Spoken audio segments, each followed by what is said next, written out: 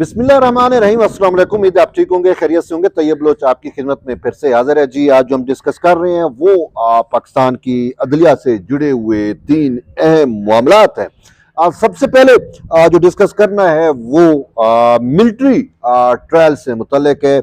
Civilians का जो फौजी अदालतों में ट्रायल हो रहा है उससे मुतल्लिक केस की समाअत जो है वो सुप्रीम कोर्ट में हुई और उसमें क्या कुछ हुआ उस हवाले से हम डिस्कस करते हैं। इसके साथ साथ हम आपको ये भी बताएंगे कि FIA की जानिब से सहाफ़ियों को हरासा करने से मुतल्लिक मुकदमे में क्या हुआ, और इसके साथ इस्लामाबाद हाई कोर्ट में साइबर मामले पर जो तहरीक इंसाफ के चेयरमैन इमरान खान और उसके वाइस चेयरमैन शाह महमूद कुरैशी की अपीलें हैं, उस पर क्या कुछ हुआ। तो पहले हम देखते हैं जो मिलिट्री ट्रायल से मुतल्लिक मामला है। चीफ सुप्रीम कोर्ट में जो है वो जस्टिस अमीनुद्दीन खान की सरबराही में सुप्रीम कोर्ट का 6 रुकनी लार्जर बेंच जो है उसने मिलिट्री कोर्ट्स से मुतल्लिक जो अपीलें हैं उसकी समाअत की। साबिक chief justice of Pakistan justice Jawad Khwaja की जानिब से सुप्रीम कोर्ट ऑफ पाकिस्तान से रजू किया गया था और दीगर भी दरखास्तें थी, और फिर उसमें सुप्रीम कोर्ट ऑफ पाकिस्तान ने एक फैसला दिया और जिसमें सिविलियन के मिलिट्री ट्रायल को जो है वो सुप्रीम कोर्ट ऑफ पाकिस्तान ने इंट्रा कोर्ट उसमें जाके जायज करार दिया था, यानी कि उसको वैलिडेट करार दिया था। जस्टिस सरदार तारिक मसूद वाला बेंच था। इससे पहले एक बेंच था, 5 रुकनी बेंच था, जस्टिस इजाजुल एहसन और मुनीब अख्तर वाला। तो उसने मिलिट्री कोर्ट्स के वजूद को गैर कानूनी करार दिया था और ये कहा था कि सिविलियंस का मिलिट्री कोर्ट्स में या फौजी अदालतों में ट्रायल नहीं हो सकता। लेकिन उसके बाद जस्टिस सरदार तारिक मसूद वाला बेंच बैठा था, 6 रुकनी बेंच था, उसने जो है ये कहा कि नहीं, सिविलियन का ट्रायल जो है वो फौजी अदालतों में हो सकता है और यूं फौजी अदालतों को वैलिड करार दिया गया था। फिर इस हवाले से जो है मुकदमा अब दोबारा जेर समाअत आया, लेकिन जस्टिस सरदार तारिक मसूद रिटायर हो गए। उसके बाद जस्टिस काजी जस्टिस अमीनुद्दीन खान जो है वो अब इस मामले को सुन रहे हैं।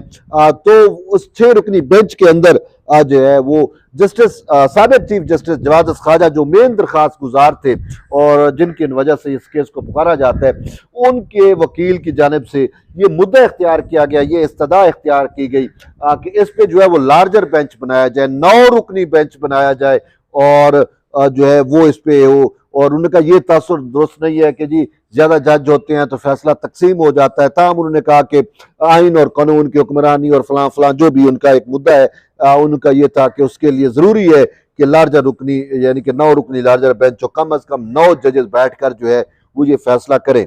तो इसको अदालत ने खास कोई अहमियत नहीं दी, लेकिन इसके साथ साथ जो है वो खैबर पख्तूनख्वा हुकूमत की जानिब से अदालत को ये बताया गया कि चूंकि निगरान जिस हुकूमत जब थी तो उसकी जानिब से मिलिट्री कोर्ट्स से मुतल्लिक अपील दायर की गई थी, अब हम वो अपील जो है वो वापस लेते हैं। तो उन्होंने कहा इस हवाले से जो है वो करारदाद का हवाला दिया गया कि खैबर पख्तूनख्वा असेंबली के अंदर जो है वो एक एक करारदाद जो है वो पास हुई और उस करारदाद में फैसला किया गया कि मिलिट्री कोर्ट्स के मुकदमे से जो है वो खैबर पख्तूनख्वा हुकूमत जो है वो दस्तबरदार होती है। तो इस पर जज साहबान का ये कहना था कि ये कोई तरीकाकार नहीं है, करारदादों पे मामलात चलते नहीं है, आपने अगर विड्रॉ करनी है तो उसके लिए बाकायदा दरख्वास्त दायर की जाती है। तो बाकायदा जो अदालती तरीकाकार है उसके तहत दरख्वास्त दें, उसके बाद हम इस मामले को देखेंगे।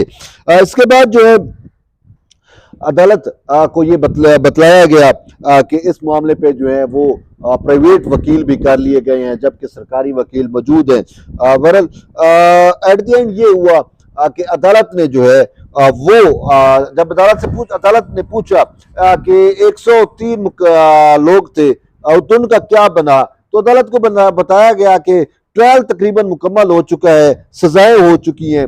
और तो उन्होंने कहा सजाएं हो चुकी है तो फिर आपने अभी तक वो चीजें जो है वो सामने क्यों नहीं आई। तो उन्होंने कहा कि चूंकि मामला सुप्रीम कोर्ट में जेर समाअत था कि हुक्म इम्तना था तो इस वजह से जो है वो इसको अमली जामा नहीं पहनाया गया, यानी जिनको सजा हुई है उसको उस तरीके से सजा दी नहीं गई अभी तक, यानी स्टेटस को बरकरार रखा गया। एक किस्म का हुक्म इम्तना टाइप था और कुछ ऐसे लोग थे जो मामूली जुर्म में थे या मामूली नुयत के उनके ऊपर इल्जामात थे, तो वो अपनी सजाएं भी पूरी कर चुके हैं, लेकिन ताहम वो अभी तक जो है वो जेल में पड़े हैं या उसमें पड़े हुए हैं, क्योंकि सुप्रीम कोर्ट जो है वो इस हवाले से फैसला दे सकती है। तो इस पर उन्होंने कहा कि ठीक है, फिर हम ये करते हैं। अटॉर्नी जनरल ऑफ पाकिस्तान को कहा कि आप जाएं और आप जो है वो हमें पूरा डाटा लेके आएं कि 103 अफराद में से किन को क्या सजाएं हुई हैं, किन को क्या सजाएं हुई हैं, मैनर को क्या सजाएं हुई हैं, और ये सारा कुछ यानी एट दी एंड मैं आपको बताऊं, मामला तो चला गया जुमेरात तक। अब वो डाटा अटॉर्नी जनरल देंगे कि किसको किस जुर्म में कितनी सजा हुई है, और फिर जो मामूली नुयत के जिनके ऊपर इल्जामात होंगे या जिनको सजाएं हुई होंगी, वो अगर इतने अरसे में उनको जेल की सजा हुई और वो पूरी भी हो गई तो वो तो छोड़ दिए जाएंगे। तो उसमें अब एक चीज ये आ रही है कि वो जो दरखास्त गुजार मिलिट्री कोर्ट्स को चैलेंज कर रहे हैं, अब उनमें से मुतअद्दिद जो हैं, जो मामूली नुयत वाले हैं, वो तो कहेंगे ठीक है जी, हम मिलिट्री कोर्ट्स को एक्सेप्ट करते हैं, हमारे बंदे को जो है वो 2 माह 3 माह की सजा हुई, उसकी पूरी हो गई, उसको तो रिहा कर दो। तो यूं जो कलेक्टिव विजडम आएगा वो ये होगा कि मिलिट्री कोर्ट्स को तस्लीम कर लिया जाएगा। तो बहरहाल अभी जुमेरात को इस मामले पे देखते हैं क्या अहम पेशरफ्त होती है। ये तो एक अहम मामला था, लेकिन इसके साथ साथ एक और थोड़ा सा आपको हाल वाल ये भी दे दे कि सहाफियों को हरासा करने से मुतल्लिक आज नोटिस केस की समाअत चीफ जस्टिस काजी फैज ईसा की सरबराही में 3 रुकनी बेंच ने की, और दौरान समाअत जो है वो press association of supreme court की जानिब सलाहुद्दीन खान वकील जो है वो पेश हुए। उन्होंने कहा जी वकीलों को सहाफियों को जो है वो नोटिस दिए गए हैं, FIA की जानिब से हरासा किया जा रहा है, और सलाहुद्दीन खान का ये कहना था कि FIA को जो है वो इख्तियार दिया गया है कि इंक्वायरी जो है वो इंक्वायरी की मरहले में जो है वो किसी भी सहाफी को गिरफ्तार कर सकती है, और पीका की सेक्शन 20 का जो है वो गलत इस्तेमाल किया जाता है। उसमें चीफ जस्टिस ने अगर यूं देखें तो उस पर तो कई किताबें लिखी जाएंगी कि पाकिस्तान में सहाफियों के साथ क्या कुछ होता रहा या क्या कुछ होता है। तो इस वाले ने कहा कि आपको पता ही हमने केस लगाया क्यों था, 2021 में उसको नोटिस लिया गया था, उसमें किसकी हुकूमत थी जी, तहरीक इंसाफ की हुकूमत थी, और उसमें क्या हुआ था, सहाफियों को हरासा किया जा रहा था। तो अब उनका क्या हुआ जी, अभी तक उनके केसेस चल रहे हैं, अच्छा अभी तक जो है वो ये केस भुगत रहे हैं। तो यूं इस मामले पर जो है वो समाअत हुई है, लेकिन अभी ये मामला किसी कंक्लूडिंग में नहीं है, अभी ये चीजें चल रही हैं, इसी वजह से हम हतमी तौर पे नहीं कह सकते कि इसमें क्या होगा।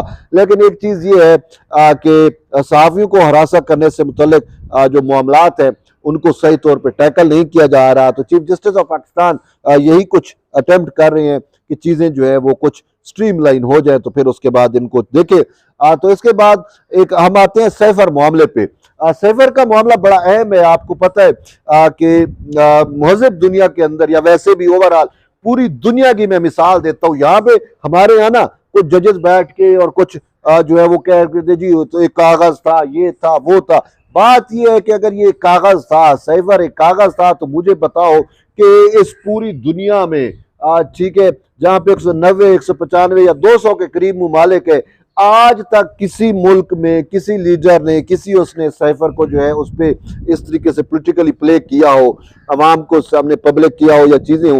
ये खुफिया जो खतो किताबत होती है, ये चीजें हमेशा ममालिक के दरमियान डिप्लोमेसी में, इंटरनेशनल रिलेशन में ये चीजें हमेशा चला करती हैं, लेकिन कभी ऐसा नहीं हुआ जो तहरीक इंसाफ के दौर में हुआ, जो इमरान खान ने किया, और जी वो एक कागज था, वो ये था, वो ये था। बहरहाल आज उसमें तो खान साहब ने जो किया उसको उसके किए की सजा मिली, अगरचे वो भी कम मिली है, क्योंकि इसमें सजा मौत हो सकती है। जहां पे आपने देखा कि जो भी हमने देखा कि यहाँ पे मामूली नियत के उसमें, तो ये एक ऐसा मामला था, ये एक ऐसा इशू था कि जिसकी नज़ीर पूरी दुनिया में नहीं मिलती। बहरहाल बात आते हैं मुद्दे के ऊपर। तो जो तहरीक इंसाफ के चेयरमैन इमरान खान को और वाइस चेयरमैन शाह महमूद कुरैशी को सैफर में सजा मिली, उस सजा को उन्होंने इस्लामाबाद हाई कोर्ट में चैलेंज किया हुआ है। आज जस्टिस आमिर फरूक ने उसकी मामले की समाअत की, और दौरान समाअत उन्होंने कहा कि मुझे ये बताएं सैफर कैसे प्रोड्यूस होता है, वो भी उसको बतलाया गया। अच्छा सैफर है कहाँ, तो उन्होंने कहा कि जो ओरिजिनल सैफर था उसको डिकोड किया गया, तो डिकोड करने के बाद जो ओरिजिनल चीज होती है उसको ज़ाय कर दिया जाता है, वो ईमेल के जरिए आता है, उसको डाउनलोड किया और उसको डिकोड किया, तो डिकोड करने के बाद कापियां जो हैं वो बनती हैं। तुमने कहा वो कापियां किधर हैं, तुमने कहा कापियां मुख्तलिफ जगहों पे हैं, कापियों पे नंबर लगाया जाता है। नंबर कहाँ से लगा, अदालत को बताया गया कि जी नंबर पाकिस्तान में लगा। तो कहीं पे ये भी आया कि जी अमेरिका में लगा, तो उसने कहा कि आप एक बात करें कि नंबर अमेरिका में लगा कापियों पे या उस पे लगा, तो वो फिर कापियां किधर है, तो वो फला फला आपके पास जिस जो जो है, तो उसमें एक चीज है कि इमरान खान की कापी गुम है। लेकिन एक चीज जस्टिस आमिर फरूक साहब ने की कि ये पूरे मामले को जब हम देखते हैं तो इसमें एक वजूद है सैफर, मतलब है जिसका वजूद ही नहीं है, एक कागज एक दस्तावेज है जो वजूद इस तरीके से नहीं रख रही जिस तरीके से आम चीजें होती है, उसके ऊपर ये सारा मामला चल रहा है। तो इसी वजह से हम इस पे जो है उन्होंने कहा कि चीजें वाजे नहीं है।